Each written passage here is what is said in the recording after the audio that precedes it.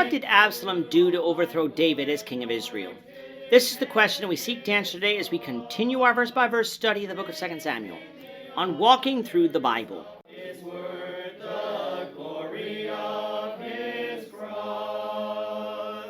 Today we're going to be discussing 2 Samuel chapter 15, verses 1 to 12, but before we do that, let's read the passage. If you have a Bible with you, you can turn to 2 Samuel chapter 15, verse 1, but if you don't have a Bible, don't worry, just follow along with us on the screen. The version that we'll be reading from is the New King James Version. So 2 Samuel chapter 15, beginning at verse 1. After this it happened that Absalom provided himself with chariots and horses and 50 men to run before him.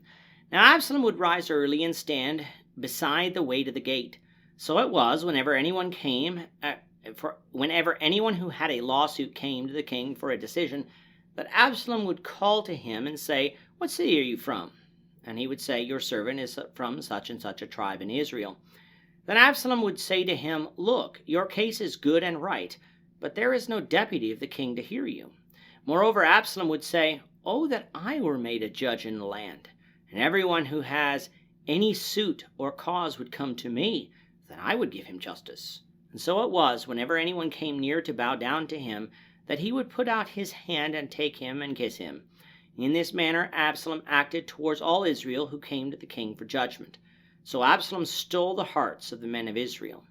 Now it came to pass after 40 years that Absalom said to the king, "Please let me go to Hebron and pay the vow which I made to the Lord. For your servant took a vow while I dwelt at Geshur in Syria, saying, If the Lord indeed brings me back to Jerusalem, then I will serve the Lord." And the king said to him, "Go in peace." So he arose and went to Hebron.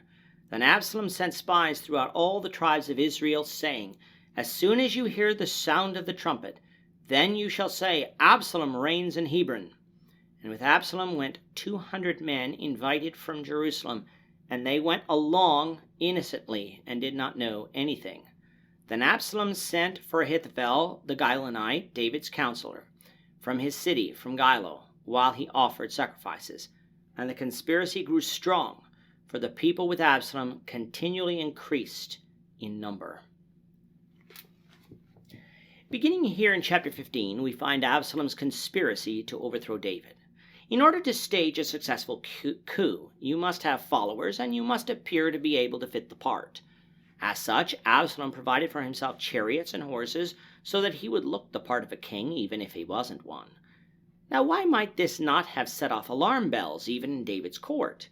Because Absalom appeared to be the oldest son of David, as Amnon, his eldest son, is dead, and Chileab, David's second son, appears to be dead as well. Therefore, it would be natural to see that Absalom would be viewed as the heir apparent. And seeing as how David is getting older by this point, probably approaching 60, it wouldn't really have raised suspicions to see Absalom, now fully pardoned, taking on a more public role as monarch in waiting. But you can't just look the part in order to stage a coup. As we said before, you have to have followers. The problem for Absalom is that for the most part, people were happy with David. Under his reign, Israel's territory and influence had expanded to heights it had never seen. Not even in the days of Abraham, Moses, or Joshua did they possess this much land or have this much influence. David had led them into battle and had been victorious over their enemies, with no real defeat having been recorded up to this point in time. By all accounts, many of the people were wealthy, and so the situation really wasn't ripe for the type of discontentment that usually precedes the overthrow of a government. Thus, if Absalom wanted to win over the people and convince them that it was time for a change, he would have to create discontent. And he did this by sitting at the gate of the city where the king would sit to hear cases and pass judgment. In Israel, the elders of the city, which had existed since the days of Moses and Joshua, still carried a lot of sway when it came to judging cases, but it appears that people could appeal to the king on weightier matters, or on matters where they disagreed with the rulings of the elders. That Absalom was here hearing cases begs the question, where was David? Well, it appears that later on in life, especially after his sin with Bathsheba, David didn't make himself as available to hear cases and pass judgment as is seen through his actions towards Amnon and Absalom. He wasn't completely unavailable, as the woman in chapter 14 was able to have an audience with the king for him to hear her supposed case. But that he wasn't always available to hear cases, and that he didn't appoint deputies to do so in his absence, is a wedge that Absalom used to turn the people over to his side. He told them that if he was made judge of the land, meaning king, then he would hear anyone who had any suit, and he would pass judgment, and those judgments would be viewed as just and right. Now, how long Absalom stood at the gates of the city, we're not sure, but it was long enough to affect the people, so much so that verse 6 says that Absalom stole their hearts away, meaning that Absalom turned the people's hearts away from David and onto him. The stage was now set for a coup. Verse 7 says that the following events occurred after 40 years. This length of time is confusing for many reasons. One, David only reigned 40 years. Scriptures tells us that in 2 Samuel 5 verse 4. So how could these events happen 40 years later?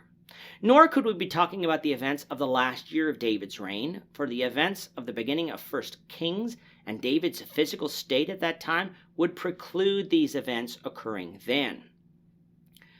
Nor could these 40 years be referring to Absalom's age, because Absalom was born while David was reigning in Hebron, meaning that Absalom had to be around 30 years old here, not 40.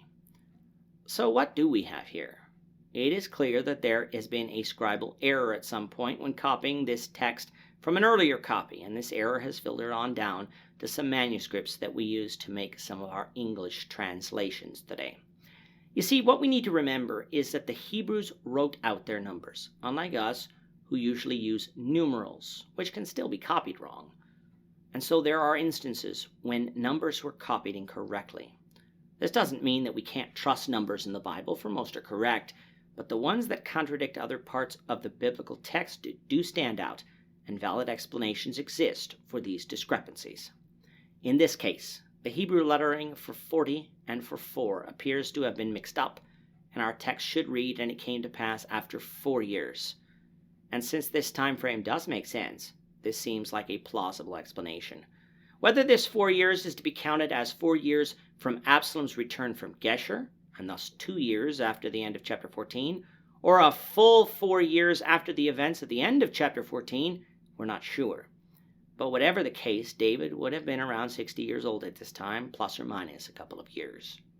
Coming back to verse 7 now, we find that it is now that Absalom informs David that he would like to go down to Hebron in order that he might complete a vow he made to serve the Lord there while he was in Geshur.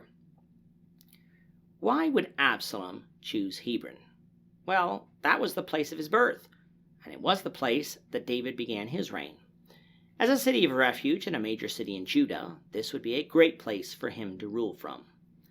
When Absalom arrived in Hebron, Absalom sent spies throughout the land who would tell the people when they heard the trumpet sound that Absalom reigned in Hebron. And having stolen the people's hearts away, hearing such a thing would likely mean the people would accept this announcement as a fait accompli. Along with Absalom came 200 men from Jerusalem, though they didn't know about the coup plot. And then finally Absalom sent for one of David's counselors, Ahithophel, the Gilonite. Gilo is thought to be not too far outside of Bethlehem, because Ahithophel is said to be a counselor from David's city. But there is also a possibility that Gilo refers to a city not too far south of Hebron, and the phrase his city refers to Ahithophel, not David. Whatever the case, with one of David's counselors now with Absalom in Hebron, a counselor that was going to be sympathetic to Absalom's cause, the conspiracy against David grew by the day. We'll find out what happens next, Lord willing, in the next lesson. With that, our time is up for today. The Lord willing, we hope you'll join us for tomorrow's discussion of 2 Samuel chapter 15, verses 13 to 29, as we continue our walk through the Bible, one verse at a time. Thank you for watching today's episode. We hope that you found it edifying and ask that you not only subscribe to our channel and podcast, but that you like and share this episode among your friends so that the saving gospel of Jesus Christ can go out to the whole world.